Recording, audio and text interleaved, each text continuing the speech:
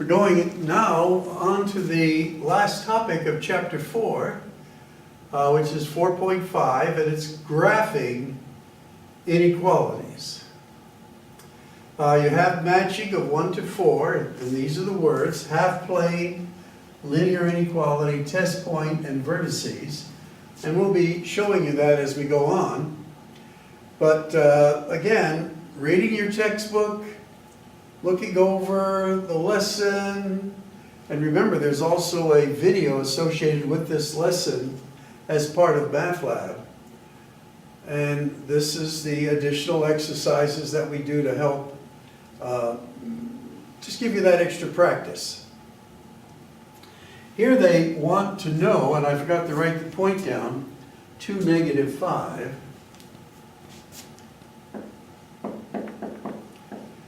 If this ordered pair is a solution for this particular inequality. So all we do is we substitute the 2 where the x is, the -5 where the y is, and see if this gives us a true statement here. Well, let's put the 5 in there. So this is going to be 4 minus 20. Is that less or equal to -5? Well, this becomes a -16 is less than or equal to -5, and that is a yes. If you do number 6, the same type of thing, the answer is no. So again, what I'm trying to do is illustrate what to do here. We're not trying to do all of the examples. All right, for number 7 and in number 8 and the rest of these, they're asking us to graph these inequalities. So keep in mind, there is no y-intercept here, it's 0. So this particular inequality is going to pass through the origin. So there's our basic graph. And our first point is the y-intercept, which is 0, so we put a dot there. Then we're going to plot the slope. So it's going to be over 3. Remember, slope is rise over run. And we do the run first, which is our x units. So that's mentally a dot there. And then you're going to go up 1.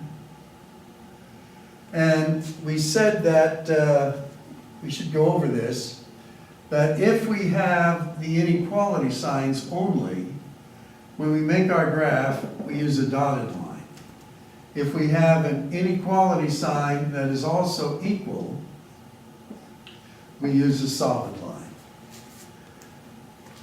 So when you are plotting inequalities, you have to look carefully at what sign they're giving you. Here it's going to be a solid line. So it'll be a solid line going up like so. And now we have to determine, because in all inequalities, we have to shade. And I like that in Math Lab, you get a bucket of yellow paint splashes out. And where are we going to shade? Well, I have a method that I use, and again, your instructor may have a different method. If it's y is less, as we see here, we're going to shade under the line. If y is less, that is a positive y is less, you shade under.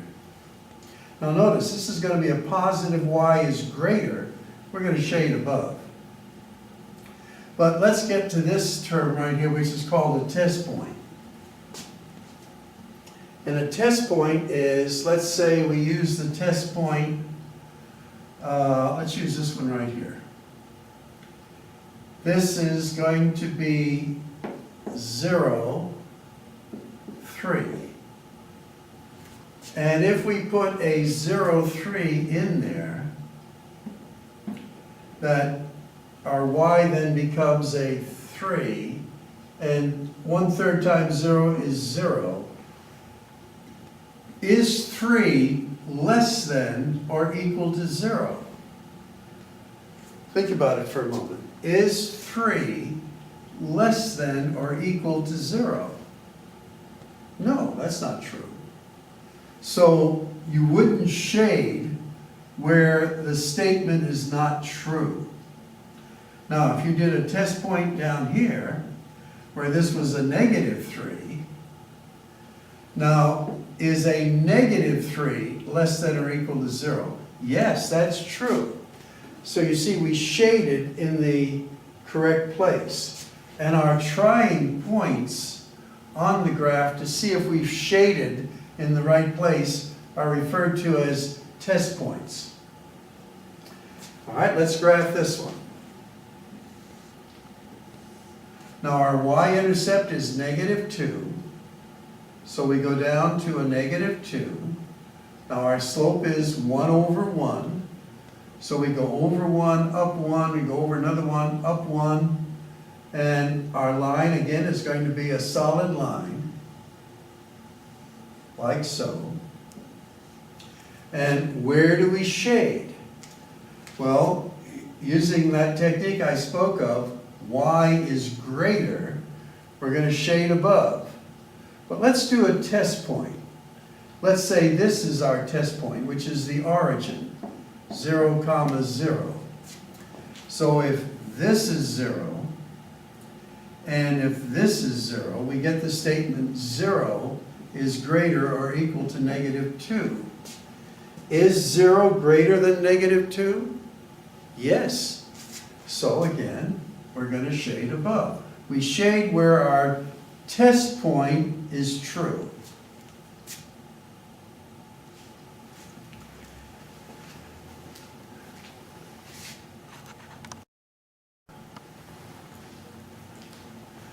As we continue, again, I'm trying to pick out things that are a little different, not just a lot of repetition. This one's a little different. So as you look at this, this could have been set up in function notation. They want us to graph it. Well, we want to solve here for a positive y. So I'm going to transpose my -x to the other side. This gives me a 2x here. I'm going to transpose this to the other side. That gives me a 3y. And I'm going to transpose this 6. That gives me a -6. So I've kept my y positive. Now when I divide by a 3, I don't have to reverse that inequality sign.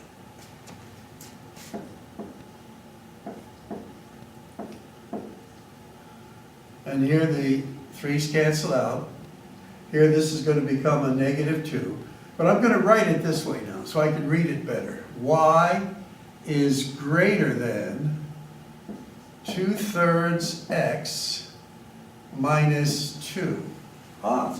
Then that's the sort of slope-intercept form, where to graph this, I'm going to put a dot on -2, my y-intercept. My rise over run is positive, my run is 3. So 1, 2, 3, 1, 2. Now this is only an inequality sign, not equal. So when I make my line, I have to use a dotted line. And you have that choice in Math Lab to use a dotted line. And what does this say? A positive y is greater. So I shade above. Now if I use the test point of 0, 0, this becomes a 0. Is 0 greater than -2? Yes, it is in the area where the test point is true.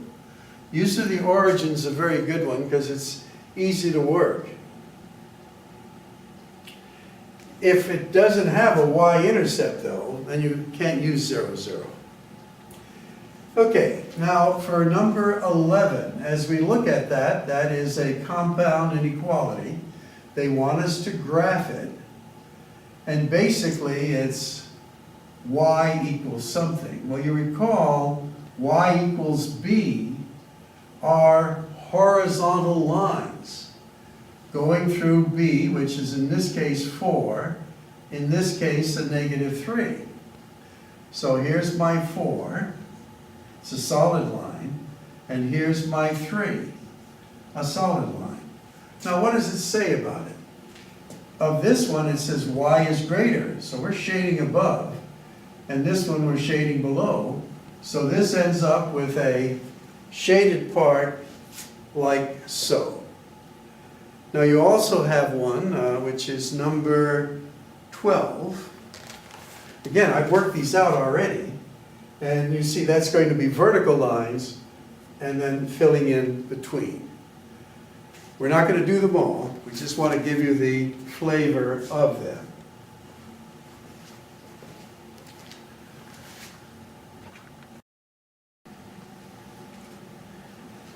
Okay, as we sort of wind up this section on graphing inequalities, we're getting now into, and by the way, those where we only had one line, that was the key half plane. And then linear inequalities are what we're dealing with here. So, in this case, we're now graphing two linear equalities on the same graph, and we're looking for the word "and," which is intersection. So we're wondering, where do these lines overlap? And that's where we shade. So our first one is y is less than a -x. So let me write this again. So y is less than a -1/1 x, and there is no b, so our y-intercept is 0. So in fact, let me use red for this so you can see the difference. So it's at 0. That's our y-intercept for this one. And our slope is over 1, up 1. So it's going to be a dotted line that looks like so. And where do we shade this? Y is less. So we're shading down this way. This is another technique that's used where we're going to shade something. But we're not going to shade it yet because we have to see where this other line goes and where there will be overlapping. Now the other line I'll do in blue. And that equation is y is greater than 1/1, that's our slope, -3. So 1, 2, 3, a dot right there. And I happen to know that if I go over 1, over 1, over 1, it's going to go through my x-intercept right there. And that's going to be a dotted line too. Now this says y is greater, so we're shading in this direction. So where will the shades overlap? Well, let me just do it this way here. And then the reds overlap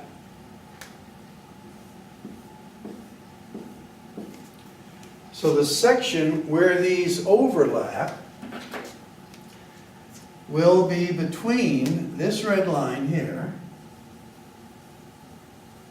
and this line over there.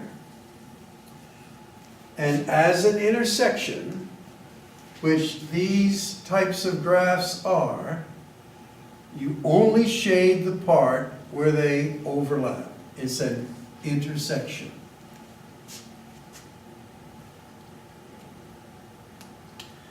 Okay, now if you go back to a previous lesson, by the way, these graphs intersect at this point right there, but we're not interested in that. This is sometimes called a corner point.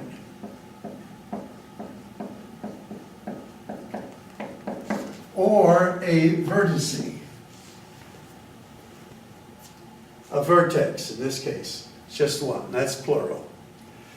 In number 20, which I've partially worked out to save a little time, we have 4 equations. So this is in standard form, this is in standard form. So I use that special T-chart to find my X and Y intercepts. Again, you're going to have a final exam somewhere. And remember, your Y-intercept is 0, comma B, and your X-intercept is A, comma 0. So let's use red for this first one. And it's 0, 6. So 0, 6 is right about there. And then the other one is 12, 0. So 12, 0 is right about there. And that's going to be a solid line.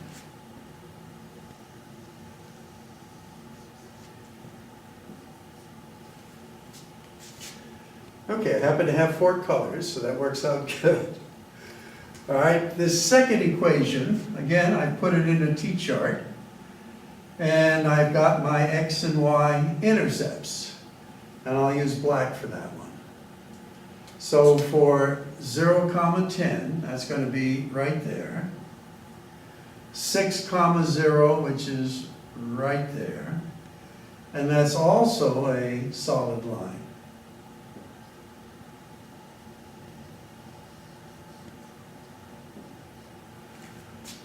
Now, what I haven't done is shade the part that needs to be done. Well, both of these, Y is less, so it's underneath these.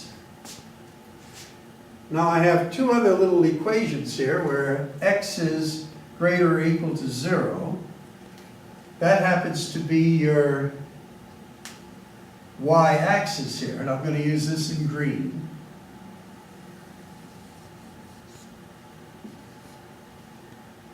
And blue will be my Y is greater or equal to 0. And that happens to be my X-axis, which I'll put in blue. I'm getting off of the line so you can see it. And both of these are greater, so I'm shading this way. So now what I have, and I'll just do it in blue, this is my area here that I'm interested in. Now, notice that I do have a number of vertices here. I have this point right here, this point right there, this point right there, and the origin. So that's what vertices refer to when you have a couple of lines and it makes a rectangular shape sort of, and these are the corners. Here we only had the one over there. All right, well, if you're in Math 105, I guess you're going to have a test on Chapter 4 here before long, and hopefully what I've done here is helpful to you.